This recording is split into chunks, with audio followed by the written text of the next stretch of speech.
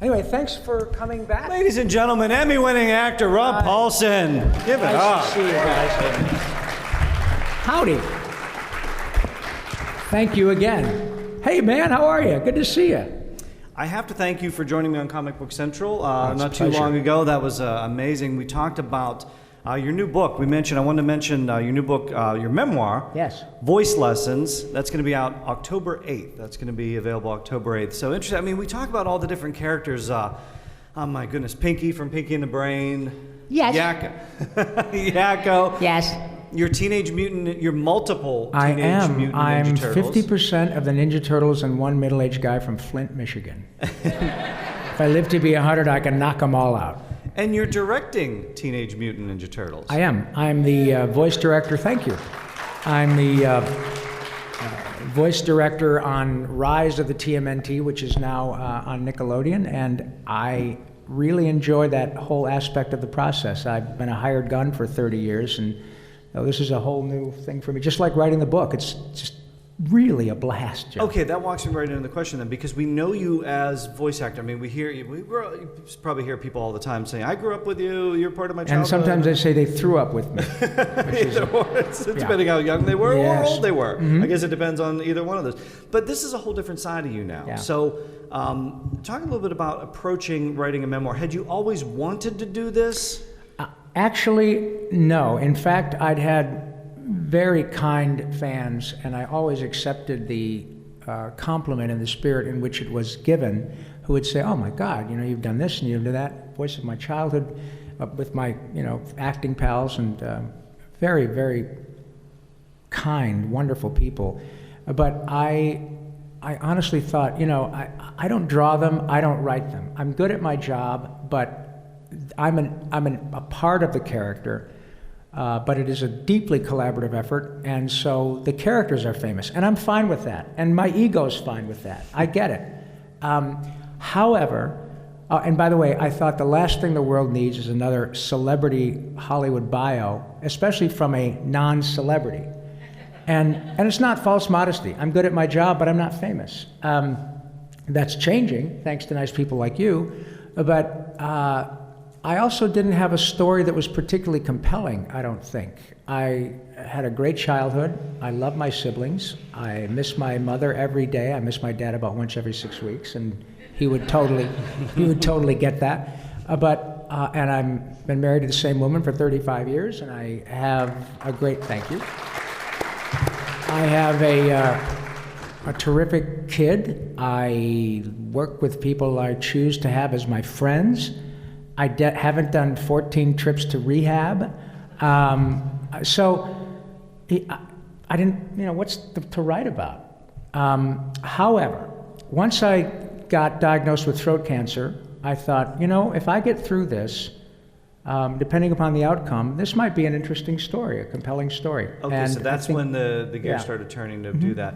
Now, when you're putting a memoir together, though, I mean, and I was privileged enough to have a copy ahead of time, so I was kind of looking through this thing. You're going back to the beginnings, and you're talking about it.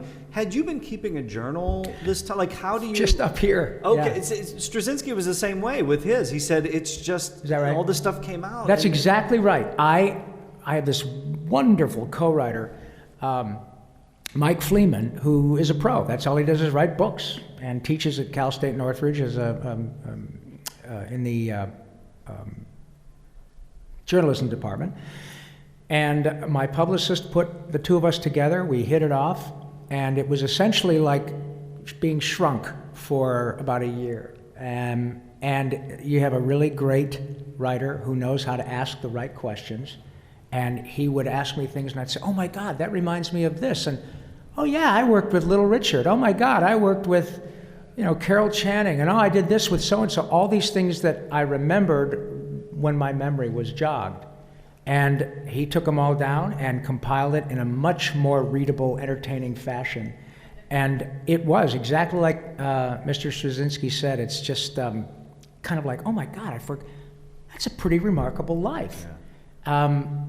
And it is, only because I got to work with the best of the best, and many of them are dead now. But boy, oh boy, what a gas it's been. So he's doing his homework and going through your career and the IMDb page, which I don't know how much time you'd need to go through the IMDb page, which is insane. So all those different things, and those can like jog your memory professionally.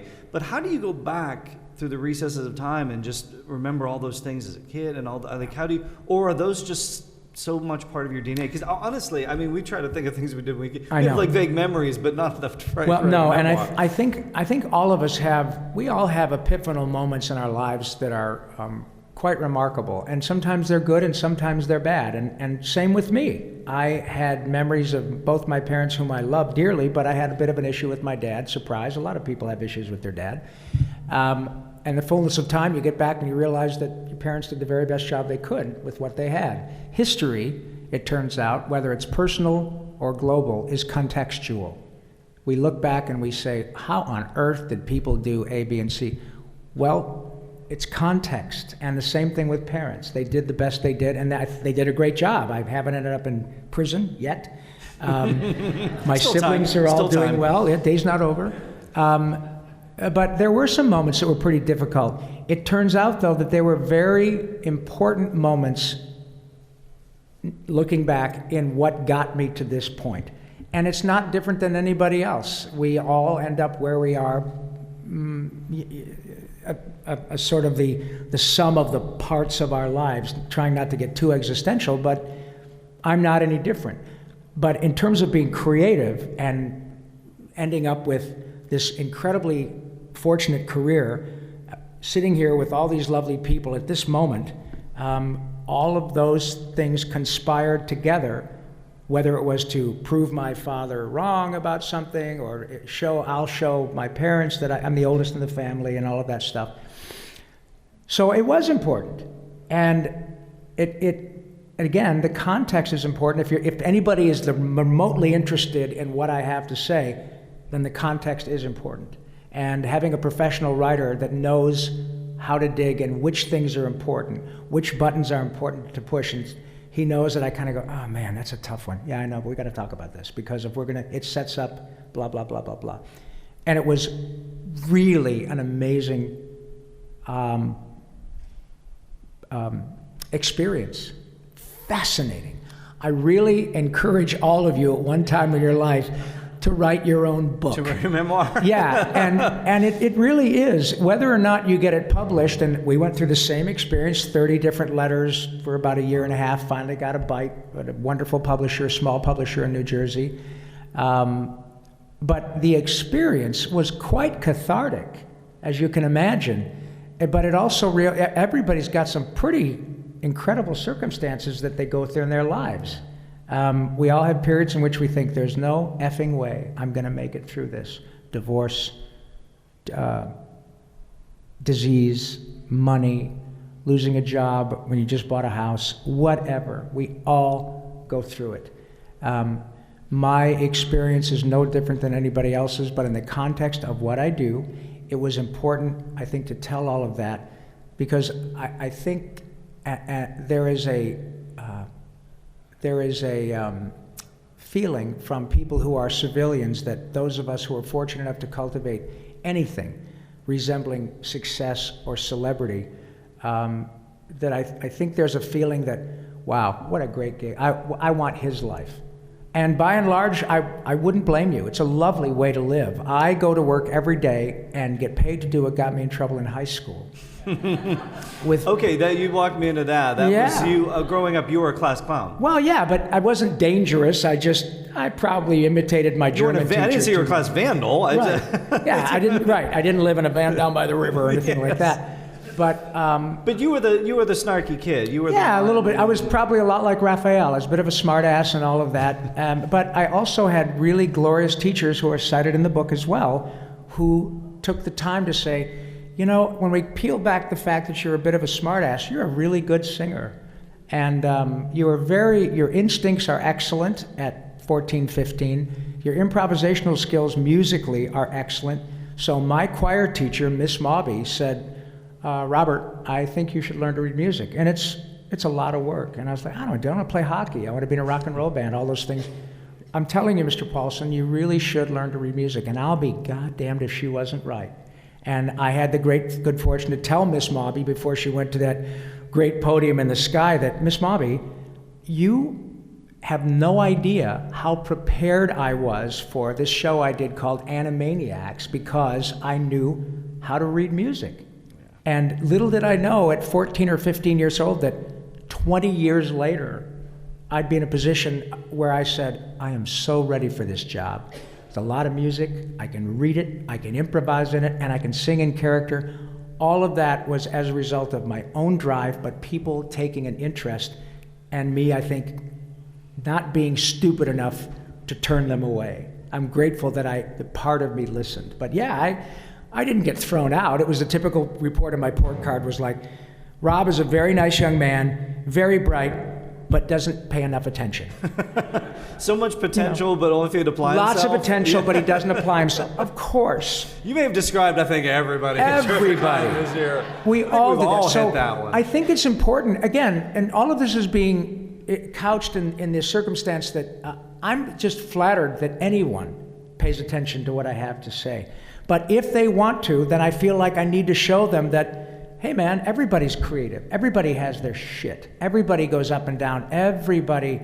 I got diagnosed with throat cancer at 60 years old. And if the worst had happened and the doctors said, you better go home and get your stuff in order because you're fixing to punch your ticket, I had zero to complain about, Joe. Zero.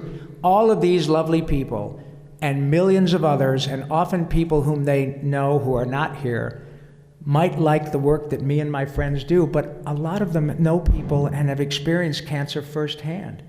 So the fact that I got it is no big deal, but in the context of what I do, again, thanks to people like you, I now have a bit of a bully pulpit. So I can say, oh yeah, we all take a punch. Guess what? Even a guy who's an Emmy-winning Pinky and Yakko and gets throat cancer. Why not me? And so it's not really about what I do for a living, but my story, to the extent that it is inspirational or helpful to anybody else, is important, because that's what we're here to do, right? We're here to try to help each other figure shit out, and it's not always easy. So that's kind of how that all evolved. And What surprised you most in taking that journey back through your life and just remembering things and putting it down into the memoir? What surprised you most from a personal standpoint and then also from a professional standpoint? It's great questions. It's no wonder why you have a successful podcast. Very thoughtful questions. I think the thing that surprised me the most personally was I'd been on this, I was the one taking the ride. Looking back at it with a 35-year gap, is I really have had an incredibly, remarkably wonderful life. I've gotten to work with so many brilliant people and still do every day. Tangentially, because of this desperate love I have for hockey, the only other thing I wanted to be was a professional hockey player. And I learned as a result of a big, strong farm boy from Manitoba that I had no business getting out on the ice. Once I passed about 18, I was like, junior hockey, boom. You weren't the enforcer. No. I cut a pretty imposing swath. But yeah, it was a totally legal hit, and he just absolutely killed me. And I said, all right, I've learned. And the only other thing that really floated my boat was performing. But as a result of this deep love I had for hockey and the fact that I got involved with all these wonderful cartoons, years later I got to play in a team of actors in Los Angeles, all of whom were in various stages of the entertainment business, and Jason Priestley and Matthew Perry and myself and Dave Coulier and Matt Frewer, wonderful actors who all came from hockey areas, David Kelly. And we'd go around playing the old-timers of National Hockey League teams. Well, we get to play the Detroit Red Wing old-timers, and my hero is always will be Gordie Howe. And turns out Gordie Howe's grandkids were Ninja Turtle fanatics.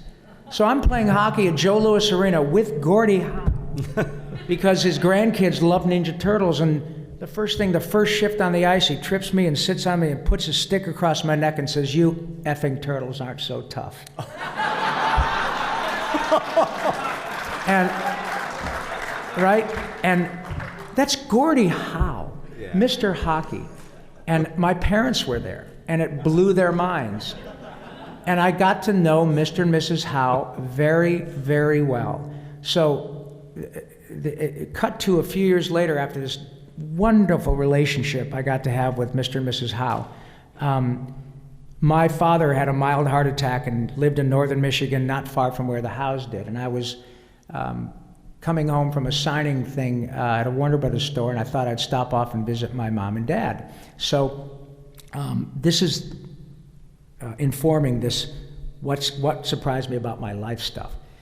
I remember clearly Mrs. Howe, I called her and said, "Hi, Colleen, I'm in town, blah, blah, blah. My dad had a heart attack, he's fine, but my mom and I are going to be at the hospital. It's not too far. I'd love to see you."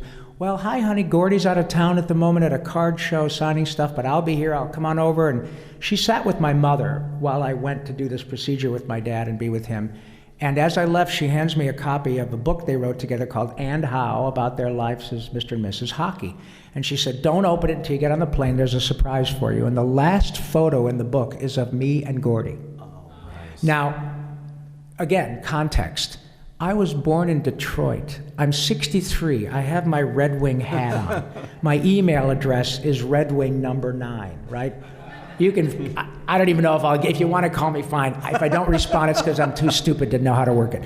But the point is that Gordie's a big deal to me and millions of others. So in my lifetime, I got to befriend my childhood idol who ended up being a hero. And for the following reason, many people are very kind to me and come up and say, either in person or online, "Gosh, Rob seems like a really nice guy." Well, I would like to think I am, but I got no reason to be otherwise. Jesus Christ, if a guy like me is an asshole when people are nice enough to come and see me, shame on me. Nobody forces me to be here. Nobody forces any actor to be at one of these circumstances. If you want to be here and be available. Okay, so the reason, I would like to think I'd be that way anyway, but talk about learning at the feet of the masters. Here's Gordie Howe. This is a great example of what I learned about my life and how incredibly fortunate I've been. One of the things I got invited to do with Mr. and Mrs. Howe years ago was come to a charity softball game in Vancouver. And we were signing autographs after the game, and of course the line was out the door because it's Gordie Howe and we're in Canada. He's Jesus up there, you know. And I'll never forget it. I was signing Ninja Turtle stuff, and I was sitting right next to Gordie, and he was probably about 65 years old at the time. A young man came up about my age and went to Gordie, kind of passed me and said hi. Went to Gordie, as it should have been, and said, and Gordie signed a puck for this young man. And he'd been waiting probably an hour in line, which is the sort of thing that now happens to me. And this young man said, "Thank you so much, Mr. Howe. Your hand must be really getting tired." And Gordie put his thing down, he looked at that young man right in the face, and he said, "It's my pleasure, son. I've worked too hard for this privilege." And I heard that, and I thought, all right, hotshot, if you are ever in a position in which you cultivate anything resembling success like this guy, that's how you move through your life. And so going back through my book and reliving those experiences, I thought, Gordie Howe in 5 seconds went from being my idol to my hero. So not only did I have parents who never would have put up with this BS if I'd misbehaved. Mm-hmm. My mother used to tell me, "Honey, if you've got a horn that's worth tooting, somebody will toot it for you." But then to see how a guy who could behave any way he wanted to and get away with it, didn't.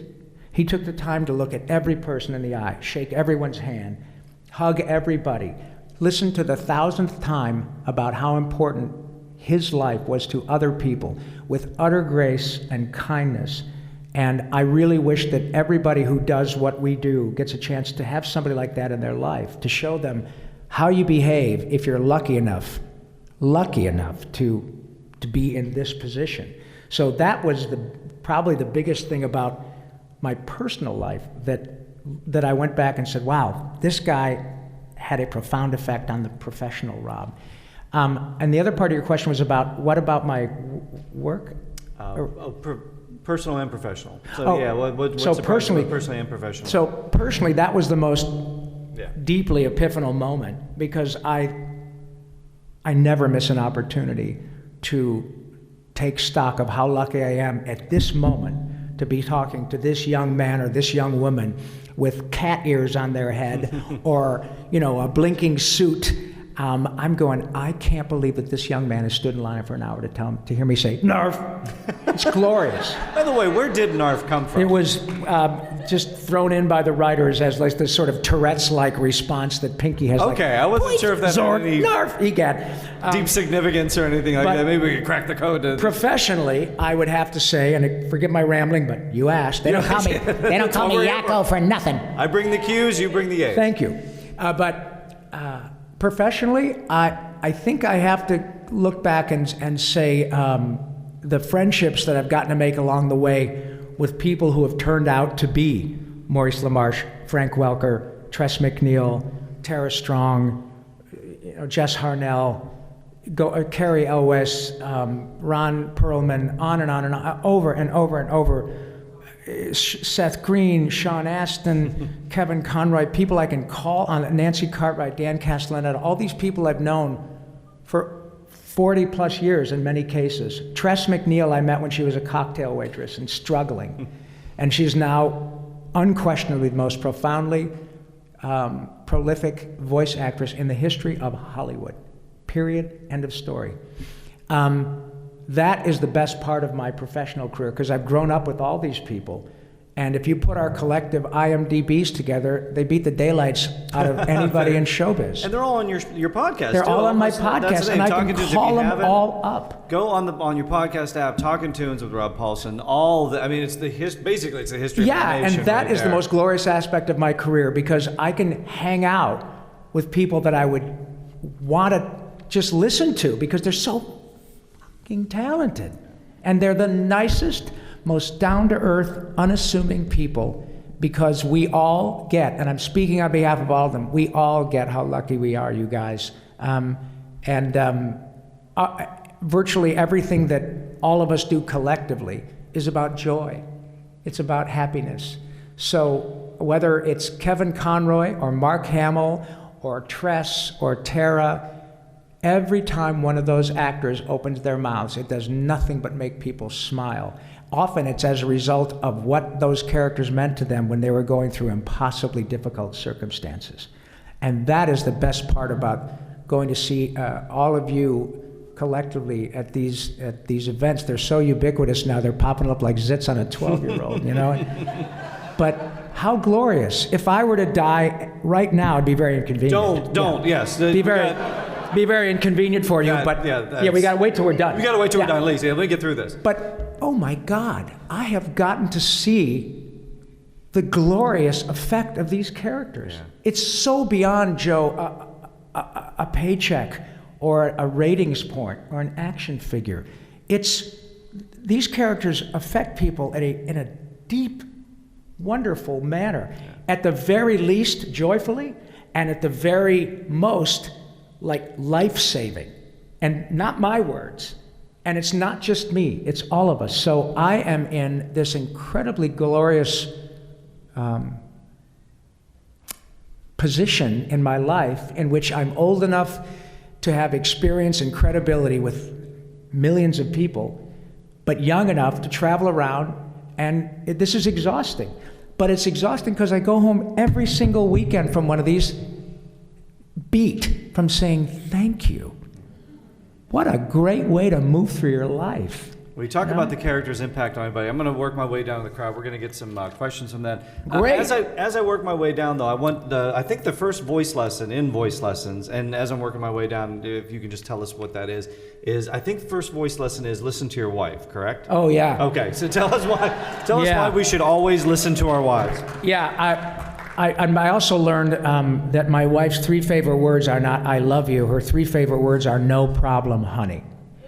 And I learned that because years ago when we bought the house in which we're still living, she, did a beautiful job putting it together. And I came home one day and she said, check out these curtains. I said, God, those are spectacular. She said, yeah, well, they ought to be. The material was, $200 a yard or something like that. And I said, Jesus, for curtains? very smart, because I'm a sports car nut, and so she let me, gave me plenty of rope to go, oh my God, honey, can't we just go to Curtains R Us or something? And so I got it out of my head, and she could see it was a little bit like, wow, it's a lot of money. And she said, well, excuse the hell out of me, Mr. Porsche. How much for the curtains? No problem, honey. So that's how that works. Yeah. Well, I was curious about the fact too that she told you like you should have gone and gotten diagnosed because I had a lot this earlier lump. than you did. I had this lump on the left side of my neck for over a year, and because like most guys, and I'm a former athlete, unless you can't feel a limb or it's hanging out. You ladies know, most guys, right? She said, well, don't you get to take, I said, nothing hurts. I'm not losing weight. I feel fine. I'll wait till I go in for my next physical. So a year later, I went in, and the doctor, 5 seconds, he said, no, this isn't good. And it was stage 3 throat cancer. That was the area to which the cancer had already spread. I'm fine. But she, amidst the fact that she was a little bit upset for the obvious reasons, she said, you asshole. And she was right. So I get it. Always listen to your wife. We got some questions here. We got one right here. Hi, Taylor. How are you? It's me, Taylor, again. So my question is, were there any funny or memorable moments that happened in the recording booth and stuff? No. No, I have to tell you that I'm so sick of making funny voices, and all the people with whom I've worked are so obnoxious, and most of them come to work in various stages of chemical inducement, which is great for making funny noises, but really a pain in the ass to work with. Honest to God, I'm sorry. Thank you for being a good sport, but the truth is, Taylor, I would have to work really hard to think of a session in which I didn't have a good time. Remember, nobody forces anyone to be an actor. This is a choice.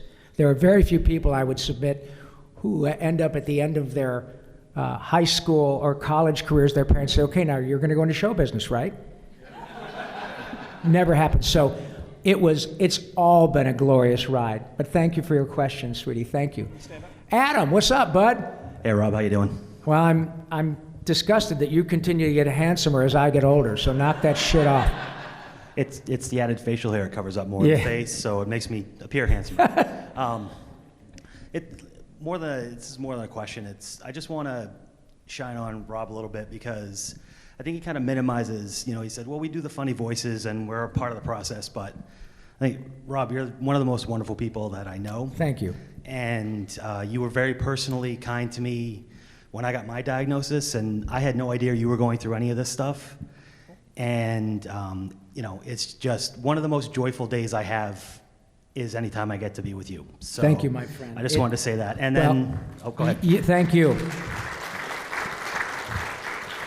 But it is I who owe you the thanks, because you and your family opened up your hearts to me. You allowed me into your life. And that's a big deal. So when people, they say, thank you, Mr. Paulsen, thank you, Mr. Paulsen. Well, we ain't got nothing unless we got an audience, dude. And when you guys take the time to bring your beautiful boy Logan to see us hey, handsome, to see us with Animaniacs in concert and do all that stuff, look, let's cut right to the chase. Not only are you a delightful family, but this is not an inexpensive proposition. I get it. That's why I love to say to people, look, you don't have to come and buy anything at our table. The reason we have to charge is this isn't a charity, and I get it. We hope that we charge an amount that is reasonable, because we try to offset the cost of the con people who bring us here. This is a very expensive proposition for Mitch and the con. So this is not how we make our living, but I thrive on this. So it is a two-way street. You guys have spent your own money to come out and talk to us and meet us. Now, we become friends, but I totally get it. People sometimes drive for 2 states away or fly from England to find a hotel, stand in line, pay to get into the event, and then just have me sign something. That is a big deal. And shame on anyone who takes that for granted. So thank you, man. I appreciate it. Now then, who's next? Yes, ma'am. Hi, my name's Natasha. Hello. Hello. My name is Boris. I bet you never heard that. Oh, no, never. Yes. No. My question, you said you learned how to read music and how Yes. that informed so much. I'm also a musician, and I'm so happy. More people who read music make me more happy every day. I was always curious when it came to the Animaniacs, how much of the music was written ahead of time? How much did the writers use you guys playing around with things? Like, how much influence did you have on the writing of the show? Or I'm very curious about that. That's a great question, Natasha. Firstly, all of the music was charted, all of it. And remember, as a result of having Mr. Spielberg's sandbox in which to play, we had a 40-piece orchestra for every half hour, which is the way all the old cartoons used to be done. So everything. If Yakko climbs up the water tower, the xylophone guy, the percussionist, has his music in front of him and goes ding as he's watching if you ever get a chance to go see a scoring session for an animated film, or any film, it'll blow your mind. These players, they read music, probably like you, faster than I can read words. And it's Hollywood, so they're all the best of the best. They make a ton of dough during doing jingles in the morning, and then in the evening they might play in the Hollywood Bowl Orchestra, and then the next day they're working on Animaniacs or The Simpsons or whatever. So it was all charted. How much latitude do we have? Quite a bit. Whether or not it ended up in what you saw on the screen wasn't really the issue. Everybody in Hollywood knows that, or if they're smart, they know that when you hire world-class musicians, world-class actors, world-class animators, you hire them for their vision, and you hire them for their expertise and their things they may come up with on the spur of the moment that they kind of go, oh wow, when Yakko does that, I really dig that. I'm going to start changing the animate things when Rob does this certain thing. I did a lot of that in a character I did called Carl Weezer on a show called Jimmy Neutron, Boy Genius. And so thank you. And so that was a great example where the writers really started to manipulate the script because Carl had different nuances that I put in that felt right and creatively, I thought, juiced up the character. So that's what makes it so deeply collaborative. And we all feed off of each other. And Randy Rogel, who wrote pretty much all the songs that you guys remember from Animaniacs, not all of them, but United States, Canada, Mexico, all that stuff. He and I have, become like brothers. We're joined at the hip, or the vocal cords, as it were. And so Randy would know my strengths. He would certainly, I have a pretty good range. I'm a first tenor probably, but sometimes Singing in character limits, if the way you squeeze your throat, it might limit the way you can hit certain notes for obvious reasons. So Randy would write in a key that was perfect for me so that I could just kill it. And all I had to do was sing it.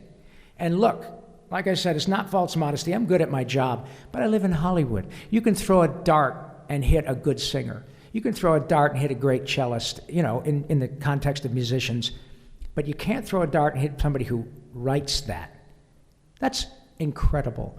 Moreover, we're talking about a show in which a new episode's not been made that you know about in 20 plus years. And Randy's music is utterly timeless. And it's not just me saying it. It's the people who come to see Animaniacs in concert, like Adam and his family. It's not a bunch of 8-year-olds. It's people who are older than me, and they come with their children, grandchildren, sometimes great-grandchildren, to hear us say, let's see, I'm cute, yes, it's true, and Dot sings, I'm sweet and I'm cuddly and small just like Dudley, but more, it's a chore. Are you kidding me? So if we're doing it in New York, I go like this, and I say, Randy, what was that, Randy? I said, I think it was Ira Gershwin turning over in his grave. So thank you for asking, because it is about incredible skill and the trust that Mr. Spielberg has in all of us to say, oh yeah, turn him loose. He knows what he's doing. That's the genius of Steven, knowing who to hire and say, do your gig. Yeah, it's a pretty cool way to go. Yakko's World in one take? Yes. Yakko's World in one take. Again, not because, and I try to make it sound not too self-aggrandizing. I'm good at my job. But Randy wrote that song. Check this out. Randy was writing on Batman, the animated series for which he won an Emmy. Then he heard across the hall that, hey, they're doing this new Animaniacs thing and blah, blah, blah, and it's going to be music-driven and character-driven. And so Randy's going, oh, no, I want to write on that. Dude, you just won an Emmy for Batman. Write that. You got a great contract. Yeah, I know, but I'm about song and dance. And when you get out of here, Google Randy Rogel singing in the rain. You want to see somebody, he tap dances, writes, all this stuff. So they finally relented and said, all right, have you got a sample of something you might write for the show? And he says, yeah, how about this? United States, Canada, Mexico. That was his audition piece. And it was the first song I recorded for Animaniacs. So Randy sent it to me. I had probably a week or 10 days to work on it, and I had the music in front of me, and we did it in one take. Now, if you're a good singer, you sing the song. I'd already knew what Yakko was about, and I took my own little poetic license and did Botswana, and they animated it accordingly. And so we did the first take, and there was a little bit of silence, and everybody looked at each other in the booth and said, you want to do it again? And I said, sure. So I did another version in which I harmonized just a third above myself, and it was a little messy and sloppy, and they said, no, we're going to stick with the first one. But again, I didn't have it memorized. I had it in front of me, but the magic is the frickin' song. That's really incredible. And when you find out that it was what got him the job and the best was yet to come, that's crazy to me. Oh, and by the way, he's a West Point grad and a Boston University grad. Talk about the most overachieving human I've ever met in my life. So, yeah. Got a question here? Yep. Yeah, thanks. Hi. Hello. My name is Anthony, and it's a really simple question. What is your favorite line that you ever said as Yakko? Probably fingerprints. Yeah. Because it's all about putting the right emphasis on fingerprints. And then Dot says, I don't think so, and throws him out the window. That one, there was also one of the first episodes where Dan Castellaneta was playing Dracula in an Animaniacs episode, and I said, let's see, hey Dracula, does Batman know you're wearing his cape so badly? Things like really smart-ass, snarky stuff, but there were a lot of them. Hi, Deshaun, how are you, pal? Hi, I wanted to ask, what was your experience playing Donatello for the Nick show? What was it like? Yeah. Oh, it beats the hell out of working for a living. It was great. And you know why it was great? I think it's a great question, actually, because as many of you know, I was Raphael on the original show long before you were born, which is quite disconcerting to me, young man. Turns out turtles do live a long time. But then I got a shot to be Donatello on a different turtle with a 25-year gap. Where else does that happen in life, where you get a chance to do something else again at a high level, with a franchise that is utterly bulletproof and has brought joy to maybe 1 billion people now for the last 35 years? So it was great. And the thing that was the greatest about it was that I got to do something in which my voice wasn't that different from Raphael. I mean, Raphael was more like down here, kind of a smartass, and Donnie was a little more nerdy up here and all of that, but not everybody could certainly tell it was me. But the best part about it was that I never had a fan say, oh man, they got that guy Raphael they got Rob Paulsen from the first show. Why did they get him on the next one? It's the same guy. It's not the same guy. It's a different character. And if I'm doing my job right, Donatello is utterly different than Raphael, irrespective of what my voice sounds like. And I'm not comparing myself, the same reason we love Jack Nicholson.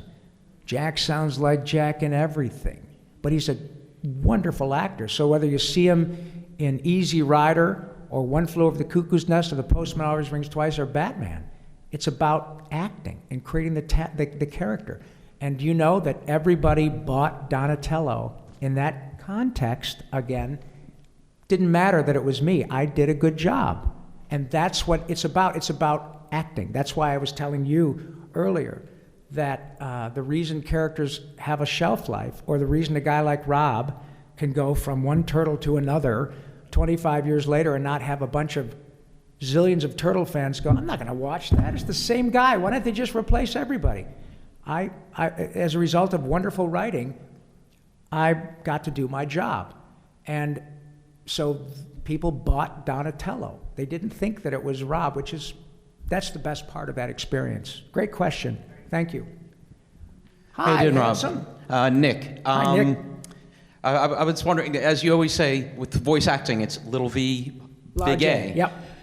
When doing any of your voice work, do you ever find yourself like so immersed in the character, like you actually either like physically like Oh, sure. like overdo it? Like, Oh, yeah. Have you gotten a voice acting injury? Oh, like that. I see. Yeah, I've actually, there was a character I did. I had a blast with a show that Butch Hartman did called Fairly Odd Parents, and I did this character called Mark Chang, who's this way over the top, kind of weird octopus dude from Yugopatamia, and it's just a balls out character. And when he talks, it's like this. And I've injured myself a couple of times doing that. But it's only because I just, love to do it. There are times now that I have to be a little more careful because all the radiation, from my throat cancer treatment definitely had took a bit of a toll on my vocal cords. Nobody's replaced me after the fact because I don't do the job as well, but I have to rope it in a little bit and say, yeah, I think you're good for about an hour of this because I don't quite have the same juice as I did before in terms of how long I can do it. But that's only a side effect. Never have I done anything that was permanent, but I have been very immersed in characters, and I think that's one of the ways that we know that an actor voice actor especially, has really got a character down. And that is the fact that I can improvise as Pinky all day long, and there are things that Pinky would say that Rob might not necessarily say. None of which is off-putting, I believe, or insensitive or felonious. But it's all about, like Paul frickin' Rubens, not only one of the nicest humans that's ever drawn a breath, but he can do Pee-wee all damn day. And if you know Paul, it's nothing short of magical when he starts doing Pee-wee, because it's all about the organic nature of that character coming through this really lovely guy. And then he starts doing Pee-wee. I can't do it, but it's fantastic. It's fantastic to watch it happen. Same thing with John DiMaggio when he's doing Bender. Oh my God. Johnny's a big guy and bigger than life anyway, but sometimes Tress and I and John will be together and she'll say, I love you, Bender. And he goes, shut up, baby, I know it. It's the greatest. And so that's the magical aspect of this whole thing. Thank you, Nick. That's very cool of you to ask that. I want to close out mentioning some of the things that are coming up. Animaniacslive.com. Yeah. So you get to hear you singing and doing all these different things. You're going to Honolulu in October? Yes, we're going to. Can we spend some time in Hawaii with you? Please, come on out. Jump in, come to the water tower. We'll all just get a big helicopter to Hilo. A Hilo-copter, as it were. Nice. Yeah, I'm sorry. And RobPaulsenLive.com? Yeah, RobPaulsenLive.com, and I'm starting to do merchandise. I've got stuff called Laughwear because my little saying at the end of every episode of my podcast, I say laughter is the best medicine. The cool thing is you can't OD and the refills are free. And so I will go to my grave believing that laughter is one of the main things that is a wonderful adjunctive therapy to chemo and radiation, is laugh therapy. So I have all these wonderful T-shirts and things, and the money goes to my favorite charity, which is Operation Smile, which is this glorious organization which takes young children with cleft palates who are primarily in third world countries, because, as you know, you probably all know somebody at one stage of their lives or another who's had a cleft palate, and if you're a child whose parents can't afford that surgery, it's hard enough being a kid, but if you wake up and you're a kid and you wake up in the morning, you got a hole in your face, and it's not just your mouth, It's a pretty awful circumstance. My job, ostensibly, is to make people laugh.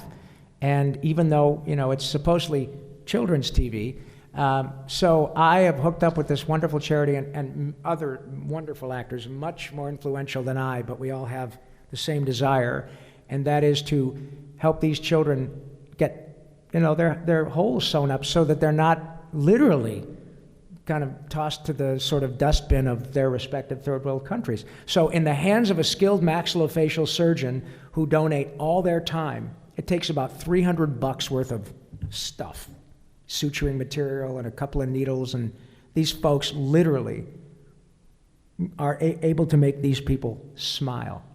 It's a remarkable thing. Changing lives. It totally does. So that's part of robpaulsenlive.com, and there's a lot more coming there. But yeah, Animaniacs in concert. And then we've got Voice Lessons. That's out October 8th. Yep, Real quick, I want to say Mark Hamill wrote in this, candid, inspirational, ultimately life-affirming, and laugh-out-loud funny. Thank you. And Kevin Conroy describes you as a treasure. Well, listen, what the hell does he know? He's Batman. He's Batman. He is Batman. I can't think of a better word to describe you. Well, though, thank you, friend. buddy. It's I don't even know how to tell all you guys. I clearly have no trouble speaking, but the only time at which I get a little bit tongue-tied is when I try to fully express my deep gratitude for all of you who have literally given me the opportunity to make an incredible living doing something I would do for free. I can promise you that to the extent people decide that I'm a nice guy or I'm always energetic and happy, it is not manufactured. It is utterly authentic. And again, it all boils down to, why wouldn't I be? And I can speak on behalf of all the other actors who are here this weekend. We all get how lucky we are to do this. If you guys can take away a little bit of that and then go spend the rest of your day or the rest of your life sharing a little bit of that joy, it helps all of us. And God knows there's plenty enough to not be happy about. But I can't do anything about that. I can only do stuff about that I behave in a way in which my mother would still approve. And so that's why I am the way I am. But thank you all. And Joe, thank you. Because I was lucky enough to be on Joe's podcast, and he made special time for this. I'm really excited about this part of my career, because I think I got another 20 years left anyway. And man, when I see Bill Shatner at these events, he's 85, and he's still banging on it. So I'm so looking forward to the opportunity to do this on a much bigger scale, talk about my book and talk about the utter joy that I learned having had experiences with all these characters and how they help young children get through their circumstances, and often the children wouldn't get through it. And their parents kept in touch with me about, you have no idea what it meant to Chad that Raphael called him. He's been dead for 12 years now, but I've still got the jacket you signed for, all that stuff. And it got me through my stuff. I didn't know that these children were preparing me for my own time in the cancer cage. And I'm telling you, it's the real frickin' deal. Laughter helps a lot. Joy helps a lot. And it's so much bigger than a cartoon. I just have the opportunity now to share it. And that's what the book is about. And man, I can't wait to keep doing this, but I can't do it unless there's an audience, and it turns out I got one. You definitely have one. He is a treasure. Ladies and gentlemen, Rob Paulsen. Thank you, guys. Thank you all so very much. Table. Thank you. Your signing. Hi, this is Aaron Ashmore, and you are watching Fandom Spotlight. Be sure to like, share, and subscribe like now. Oh, and have fun and follow your fandom.